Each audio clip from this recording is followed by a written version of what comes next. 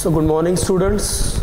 Okay, we are meeting once again with a fresh topic, okay, in a chapter that we are discussing already. As you know that we are discussing about cell, right, or organization of cell basically, and in organization of the cell we are going on to discuss endomembrane system, or up to the last class we discussed Golgi complex out of the endomembrane system, right.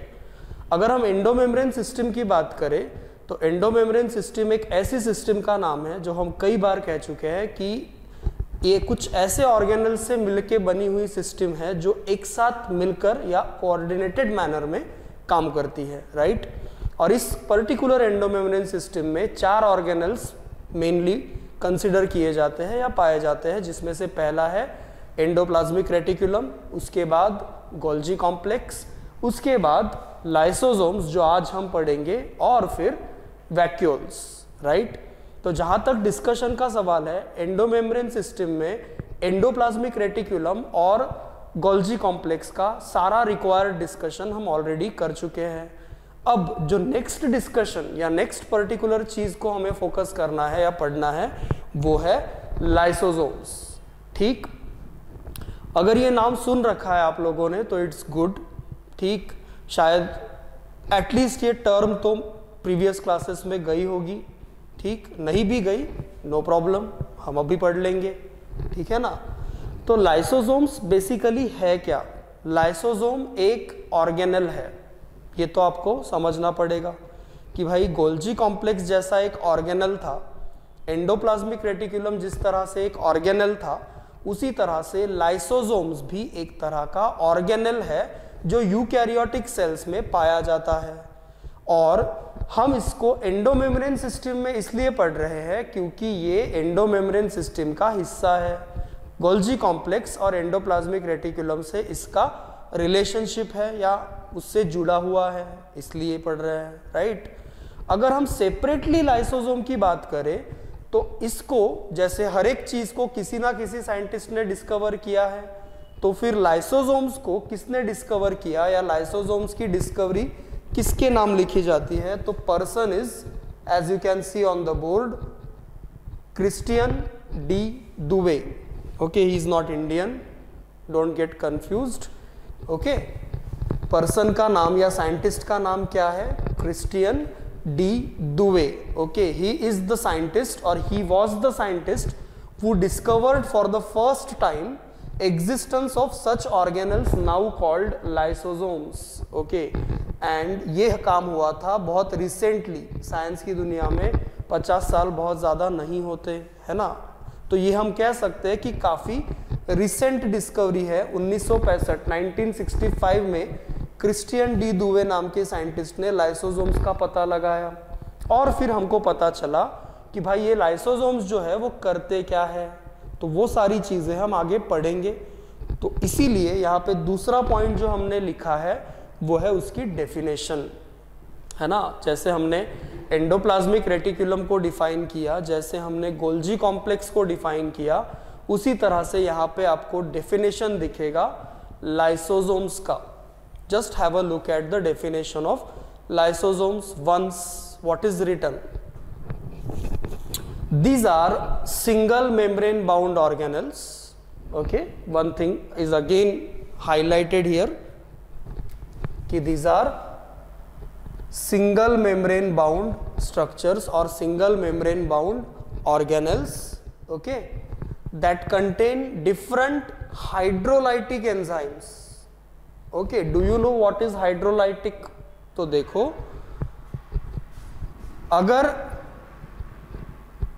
मतलब इसका मतलब समझा रहा हूं मैं तुमको। Hydrolytic मतलब if some compound, okay, if some compound, example nucleic acids या फिर प्रोटीन्स या फिर लिपिड्स या फिर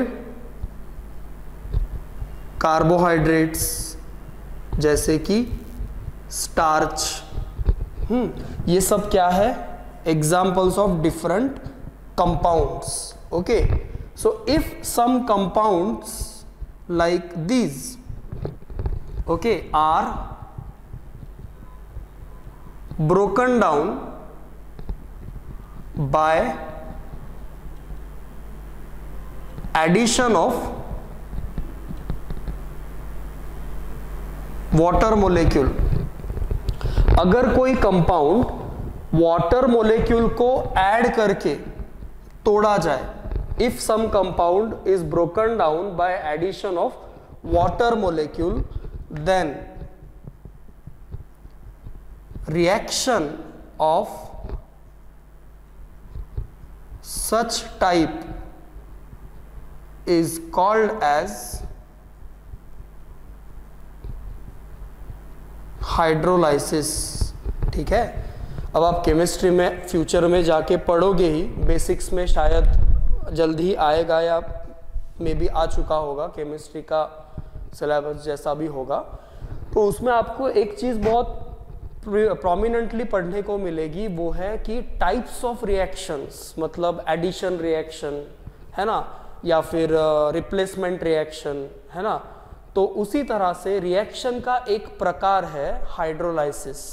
और हाइड्रोलाइसिस तरह की रिएक्शन कब कही जाती है, या किसी रिएक्शन को हाइड्रोलाइटिक रिएक्शन कब कहा जाता है? जब उस रिएक्शन में कोई कंपाउंड, जैसे कि ये, इनमें से कोई भी कंपाउंड टूटे, ब्रेक डाउन हो, किसकी मदद से?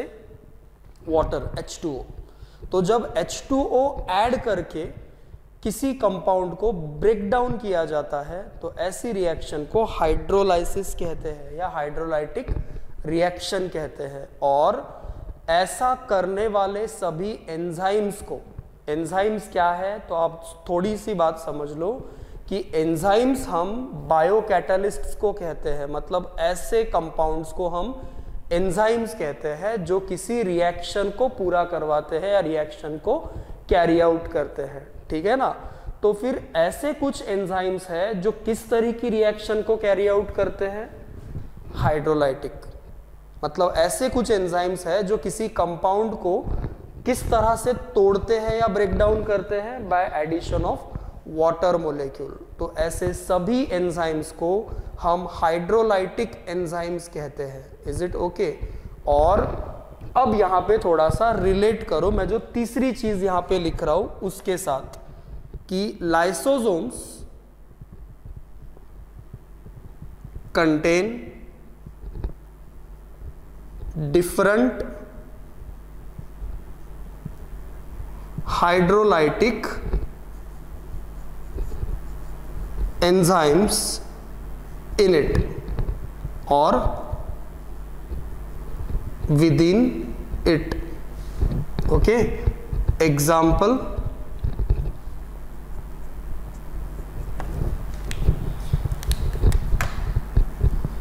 nucleases, proteases,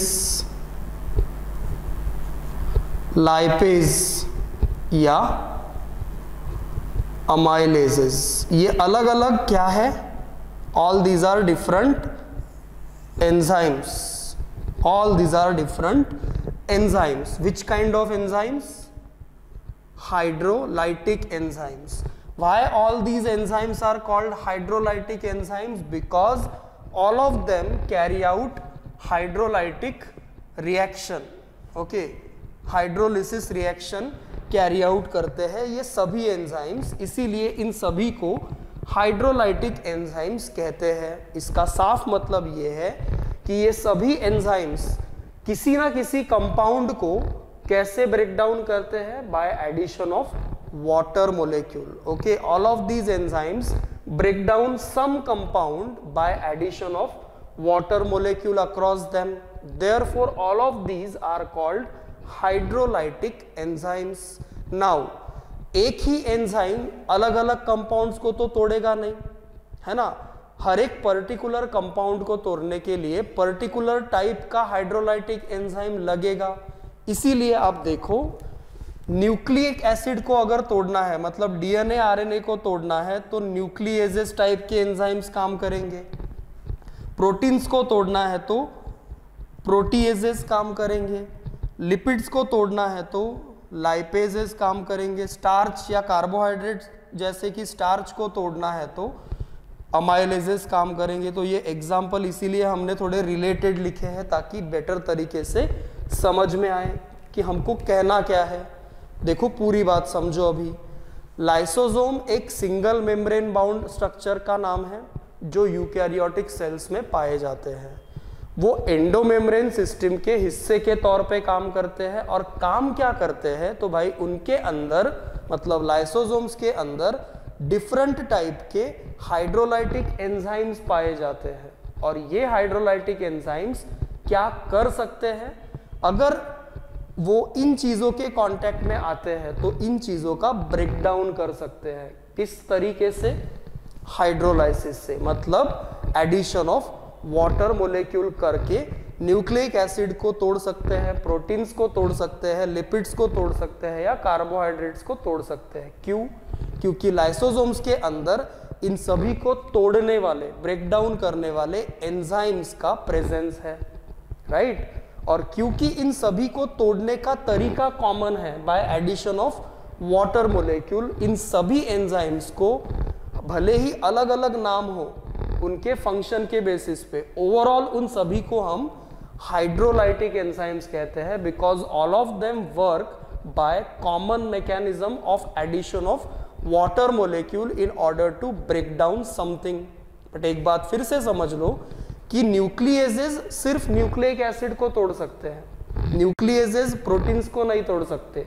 similarly proteases nucleic acid को नहीं तोड़ सकते। Proteases can only break down proteins, means every separate hydrolytic enzyme is required for breaking down specific material, but yes, all of them break down their materials or their substrates, okay, by common mechanism, that is hydrolysis or addition of water molecule। ठीक, तो ये सभी enzymes इसके अंदर present होते हैं। किसके अंदर? लाइसोसोम्स के अंदर। और क्योंकि ये लाइसिस करते हैं तो कहीं ना कहीं लाइसिस इस शब्द से इस ऑर्गेनल का नाम आया है, लाइसोसोम्स। ओके, नाउ फिर फर्दर हम इसके बारे में कुछ और पढ़ते हैं, जैसे कि all enzymes present with in lysosomes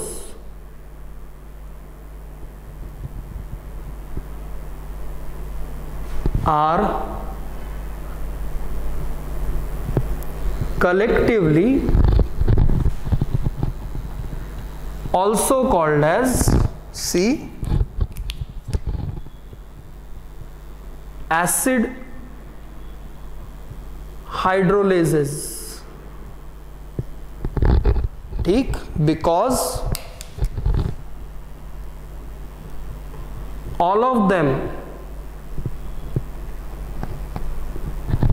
require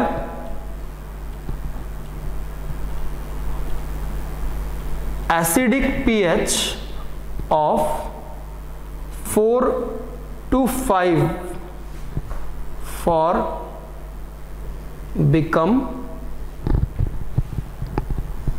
functional. काफी इंपॉर्टेंट पॉइंट है, ध्यान से समझो। क्या लिखा है पहले उसको पढ़ो, ठीक है ना। वहां पे उस पॉइंट में ये लिखा है कि भाई लाइसोसोम्स में प्रेजेंट सभी एंजाइम्स को ओवरऑल हम क्या कहते हैं? हाइड्रोलाइटिक एंजाइम्स तो कहते ही है, क्योंकि वो सब के सब हाइड्रोलाइसिस की रिएक्शन शो करते हैं। लेकिन इसके अलावा इन सभी एंजाइम्स को कलेक्टिवली और क्या कहा जाता है? Acid hydrolases. अब कौन से एंजाइम्स? तो देखो ये वाले, इधर हमने नाम लिखे हैं already, amylase, phosphatase, protease, lipase, nucleases और ना जाने और कितने। ये सभी एंजाइम्स कहाँ पाए जाते हैं? लाइसोसोम्स के अंदर। और इन सभी एंजाइम्स का मोड ऑफ एक्शन कॉमन है, that is hydrolysis. That's why we call them hydrolytic enzymes, but इसके अलावा और इनको क्या कह सकते हैं हम, एसिड हाइड्रोलेजेस। एसिड क्यों, तो देखो उसका रीजन नीचे मेंशन्ड है, क्योंकि all of these enzymes require acidic pH. If you know the concept of pH you will understand this. If you don't know then just understand it like कि pH का मतलब होता है हाइड्रोजन आयन, मतलब H+ ion का concentration in any medium. किसी भी given medium में, चाहे वो पानी हो चाहे वो कोई और लिक्विड सॉल्यूशन, हर चीज का एक pH वैल्यू होता है। pH वैल्यू मतलब कॉन्सेंट्रेशन ऑफ प्रोटॉन्स और हाइड्रोजन आयंस, H+ आयंस। तो एक स्केल हम हमेशा स्टैंडर्डाइजेशन के तौर पे यूज करते हैं जिसे कहते हैं pH स्केल।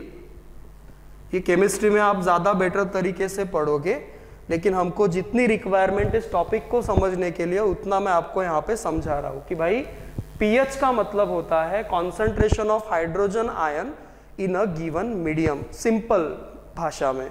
अब इसकी टेक्निकल डेफिनेशन भले ही कुछ अलग हो, सीधा मतलब तो यही होता है कि pH का मतलब किसी पर्टिकुलर गिवन मीडियम में, चाहे वो वाटर क्यों ना हो आपके घर का, मेरे घर का, उसका भी एक गिवन pH वैल्यू होगा। मतलब उसमें भी उसकी pH किस पे निर्भर करेगी कि उसमें कितना प्रोटॉन्स का कॉन्सेंट्रेशन है, H+ का कॉन्सेंट्रेशन है ना। तो ये pH स्केल जो है वो हमको दी थी सोरेनसन नाम के साइंटिस्ट ने, और इसमें कितने डिजिट्स होते हैं, तो 0 से लेकर 14 तक, और 7 इसका मिड पॉइंट। तो 7 तक अगर वैल्यू हो pH की तो उसे एसिडिक माना जाता है। 7 से ऊपर हो तो उसे बेसिक या अल्कलाइन माना जाता है, और 7 को न्यूट्रल pH माना जाता है। ठीक है ना। अब बात को समझो, इस स्केल को देखो, 7 तक एसिडिक, 7 से ऊपर बेसिक, और 7 इज न्यूट्रल, राइट। तो इन सभी एंजाइम्स को जो लाइसोसोम्स के अंदर है, उन्हें फंक्शनल रहने के लिए, मतलब काम करने लायक रहने के लिए, एक्टिव रहने के लिए अपने सराउंडिंग में pH कैसा चाहिए, एसिडिक।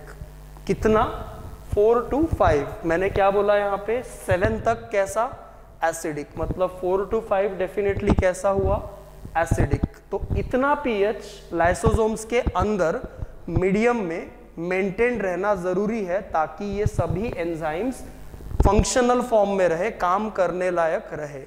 क्योंकि ये सभी एंजाइम्स को काम करने लायक रहने के लिए एसिडिक pH की आवश्यकता है, इन सभी एंजाइम्स को इसीलिए हम कुल मिला के या कलेक्टिवली कहते हैं acid hydrolases. That means hydrolytic enzymes that require acidic pH to remain functional. Is it okay. और एसिडिक pH मतलब क्या, ये यहां मैं तुमको समझा चुका हूं, और उससे पहले भी pH मतलब क्या ये मैं आपको समझा चुका हूं। इसका एक सिंपल सा उदाहरण आपको दूं तो आप एसिडिक वाटर नहीं पी सकते। अगर आपने एसिडिक पानी पिया तो आपकी सिस्टम्स खराब हो जाएंगी, ठीक है ना। हम जो पानी पीते हैं या हम जिसको साफ पीने लायक पानी कहते हैं, उसका pH न्यूट्रल या थोड़ा सा अल्कलाइन होना चाहिए। एसिडिक pH हानिकारक होता है, इसीलिए वो आजकल जो वाटर प्यूरिफायर्स वगैरह आते हैं वो एडवर्टाइजमेंट में बताते हैं कि ये pH को बराबर रखता है। सुनिए आप कभी, तो pH को बराबर रखना मतलब क्या, तो देखो pH एक बहुत ही इंपॉर्टेंट प्रॉपर्टी है जो किसी केमिकल रिएक्शन को, चाहे वो किसी लेबोरेटरी में हो रही हो या हमारे बॉडी के अंदर सेल्स में हो रही हो, pH is very important aspect. Everything occurs at a proper pH in a given medium. अगर pH गड़बड़ हुआ तो रिएक्शन भी गड़बड़ होगी। मैं ऐसा नहीं कह रहा कि हर रिएक्शन को एसिडिक pH ही चाहिए। कोई रिएक्शन ऐसी भी हो सकती है जिसको pH अल्कलाइन चाहिए, बेसिक चाहिए। कहने का मतलब सिर्फ इतना है कि pH वैल्यू जो भी रिक्वायर्ड है, जैसे यहाँ एसिडिक रिक्वायर्ड है तो एसिडिक मेंटेन रखनी पड़ेगी, तभी वो एंजाइम्स काम करेंगे। उसी तरह से हमको अगर पीने के लिए न्यूट्रल पीएच का पानी चाहिए तो हमको उस पानी का पीएच न्यूट्रल रखना होगा, तभी वो पानी हमारे लिए कंज्यूम करने लायक होगा। अगर किसी रिएक्शन को बेसिक पीएच की जरूरत है तो उस रिएक्शन को सही तरीके से करवाने के लिए हमें उस मीडियम का पीएच बेसिक या अल्कलाइन मेंटेन करना होगा, है ना। तो लाइसोसोम्स की जहां तक बात है, we need acidic pH within it, then only these all enzymes will remain functional. Okay, now question wise एक बहुत ही इंपॉर्टेंट एस्पेक्ट हम पढ़ने जा रहे हैं, जो नेक्स्ट वाली चीज है, ठीक। दीज ऑर्गेनल्स मतलब no doubt lysosomes are also called as suicidal bags। ये डायरेक्ट क्वेश्चन आता है, ओके। Which of the following organelles are called as suicidal bags? So lysosome is an organelle that is called as suicidal bag also. Why? Because if required, these organelles can digest और simple भाषा में break down components of own cell and kill the cell। अगर जरूरत पड़ी तो जिस cell में lysosomes present है उसी सेल्स के बाकी ऑर्गेनल्स को, मतलब जैसे माइटोकॉन्ड्रिया को, क्लोरोप्लास्ट को, गोल्जी कॉम्प्लेक्स को, ये ऑर्गेनल्स ब्रेक डाउन कर देंगे और जिस सेल में ये खुद है उसी सेल को ये खुद खत्म कर देंगे।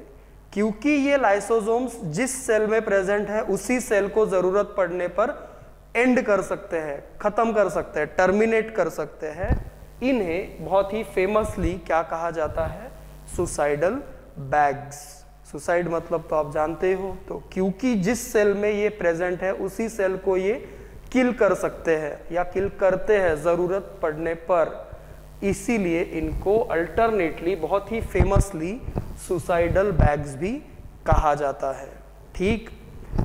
इसके बाद हमारा फेमस एस्पेक्ट जो हम हमेशा कंसिडर करते हैं कि lysosomes are present in all eukaryotic cells except few, like RBCs. RBC हमेशा ही आ जाती है क्योंकि मैं तुमको पहले ही बता चुका हूं कि मैच्योर आरबीसीज में साइटोप्लाज्म के अलावा ज़्यादा कुछ होता नहीं, तो ना लाइसोसोम, ना एंडोप्लाज्मिक रेटिकुलम, ना माइटोकॉन्ड्रिया, ना गोल्जी कॉम्प्लेक्स, ना वैक्यूल, कुछ भी नहीं होगा।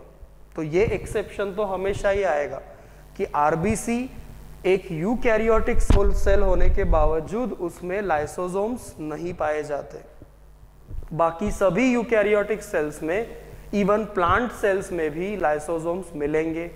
लेकिन हाँ, एक बात और यहाँ कहना चाहूंगा मैं कि सभी यूकैरियोटिक सेल्स में लाइसोसोम एक ही अमाउंट में नहीं पाए जाते। जैसे आप सोचो कि जो सेल्स ज्यादा ब्रेकडाउन एक्टिविटीज में इन्वॉल्व है, जैसे कि हमारी WBCs हो गई जो पैथोजेंस को मारती है, या फिर मैक्रोफाजेस जैसी सेल हो गई जो पैथोजेंस को एनगल्फ कर लेती है, खा जाती है एक तरीके से और मारती है।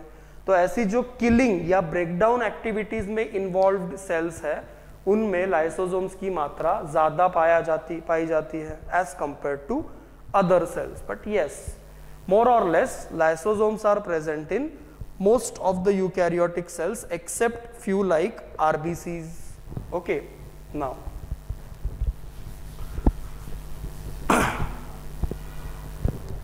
origin एक और एस्पेक्ट है ना। तो देखो आप, lysosomes are originated from endoplasmic reticulum and Golgi complex. कौन से दो ऑर्गेनेल्स का रोल है लाइसोसोम्स बनाने में? एंडोप्लाज्मिक रेटिकुलम और गोल्जी कॉम्प्लेक्स। मैंने तुमको कल भी समझाया था। देखो ये सभी एंजाइम्स, ध्यान से सुनो, ये जो भी हम डिस्कस कर रहे हैं, ये सभी एंजाइम्स जो लाइसोसोम के अंदर पाए जाते हैं, all these enzymes by nature, ये सभी एंजाइम्स क्या है? Proteins. Chemical nature of all these enzymes is protein, and all these proteins are synthesized basically on the surface of endoplasmic reticulum. As you know that rough endoplasmic reticulum is involved in what? Protein synthesis. तो ये सभी enzymes उनके precursor form में कहाँ synthesize होते हैं? Endoplasmic reticulum में।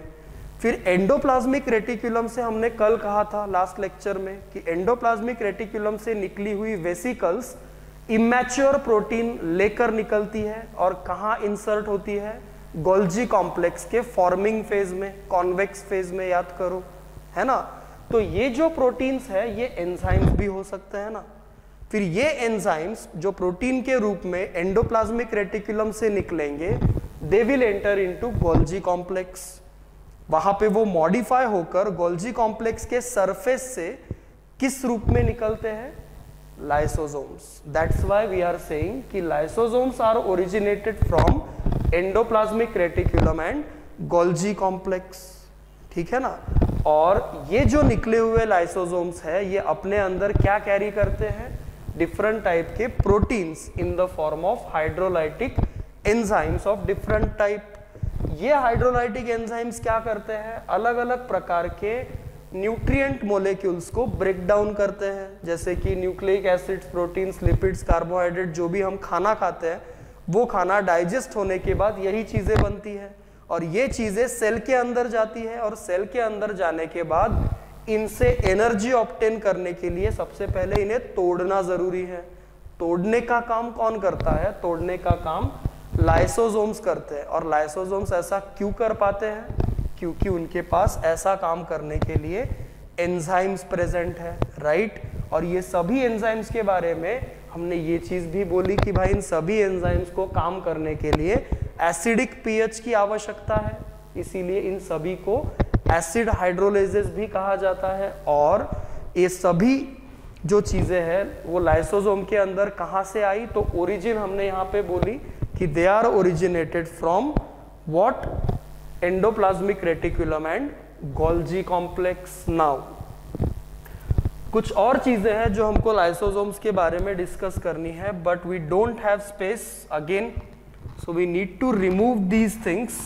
Okay, things on this side. Just we are removing this first. Okay, if required, we'll remove that also. अब देखो हमने क्या कहा अभी तक कि भाई लाइसोसोम्स में हाइड्रोलाइटिक एंजाइम्स है जो अलग अलग मटेरियल्स को ब्रेक डाउन कर सकते हैं, लेकिन एक बहुत इंपॉर्टेंट एस्पेक्ट हमको और समझना होगा, वो है ये कि एनीथिंग और any material that is to be broken down by hydrolytic enzymes of lysosome must enter into them. See this, कोई भी चीज, ठीक है ना, जिसका ब्रेकडाउन लाइसोसोम्स के अंदर प्रेजेंट एंजाइम्स द्वारा होना है, उस चीज को लाइसोसोम के अंदर एंटर होना होगा, ना कि वो एंजाइम लाइसोसोम के बाहर आके काम करेगा। ये बहुत इंपॉर्टेंट बात है, समझने वाली बात है। एक डायग्रामेटिक एक्सप्लेनेशन से समझो इस बात को कि सपोज ये एक लाइसोसोम है और ये क्या है, डिफरेंट टाइप के हाइड्रोलाइटिक एंजाइम्स, HE मतलब हाइड्रोलाइटिक एंजाइम जो इस लाइसोसोम के अंदर प्रेजेंट है। अब सपोज करो कि यहां पे कुछ प्रोटीन है इसके बाहर, लाइसोसोम के बाहर, जिसको डाइजेस्ट करना है, ब्रेक डाउन करना है। तो लाइसोसोम के अंदर से एंजाइम बाहर नहीं आएगा कि उस प्रोटीन का ब्रेक डाउन हो। ये protein should enter into the lysosome, तब जाके इसका ब्रेक डाउन होगा, right. So that's what I am saying in this point कि एनीथिंग और any material that is to be broken down by hydrolytic enzymes of lysosome must enter into them. Okay, enzyme will not come out of the lysosome and break down the material, but material should enter into the lysosome and then its breakdown will happen. Is it okay? ये एक और बात जो lysosome के बारे में हमको समझनी है। और अब सबसे इंपॉर्टेंट एस्पेक्ट, लाइसोसोम के टाइप्स। हाँ, लाइसोसोम के भी क्या होते हैं, टाइप्स। अब कैसे या कौन से बेसिस पे वो पहले समझो, ठीक है। So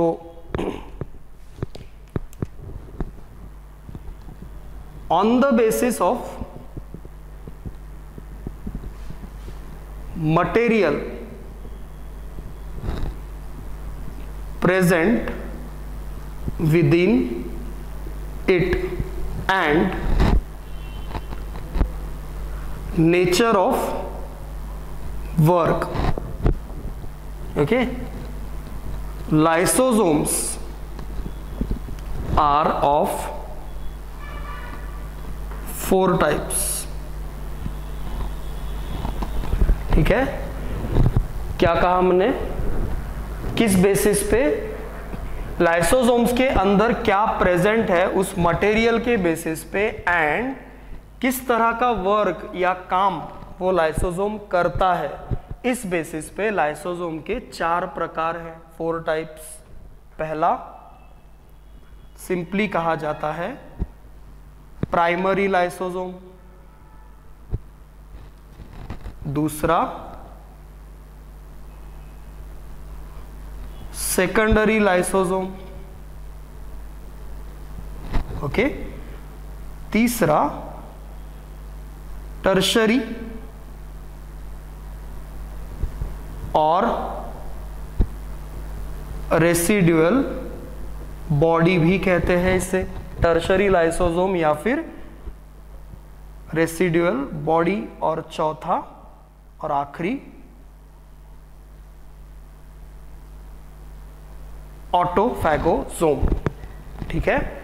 primary lysosome, secondary lysosome, tertiary lysosome and autophagosome, ये 4 प्रकार के लाइसोसोम हैं जो हम बता सकते हैं या कहा जा सकता है कि भाई लाइसोसोम 4 टाइप के होते हैं। किस बेसिस पे, तो उन लाइसोसोम्स के अंदर क्या प्रेजेंट है और उनका काम किस तरह का है। तो जब नेक्स्ट टाइम हम मिलेंगे, we will discuss about all these lysosomes and overall functions of lysosome. As far as this lecture is concern, हमने वो सभी बेसिक बातें पढ़ी जो लाइसोसोम्स के लिए जानना हमारे लिए ज़रूरी था। और एक बात समझ लो कि भले ही ये 4 टाइप्स हो जिनके फंक्शंस अलग अलग है, नेचर फॉर्म अलग अलग है, ये सभी लाइसोसोम्स के ही प्रकार है, 4 सेपरेट ऑर्गेनल्स नहीं है, राइट।